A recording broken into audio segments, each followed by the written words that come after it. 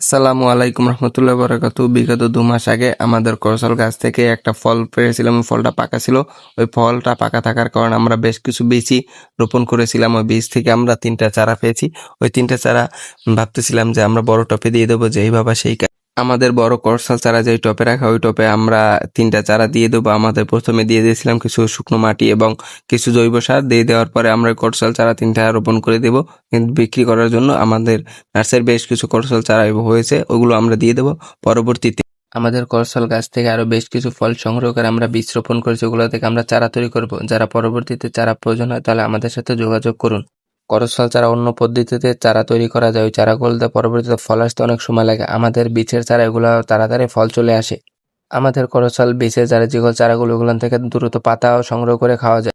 যারা কলমের চারা কিনেন তারা কিনে প্রতারিত হবেন না। প্রথমে আপনারা দেখে দেবেন করসল চারা কিভাবে তারা উৎপাদন করেছে। আমাদের করসল চারাগুলো সম্পূর্ণ বীজ থেকে। আজকের ভিডিও এই পর্যন্ত। আসসালামু আলাইকুম।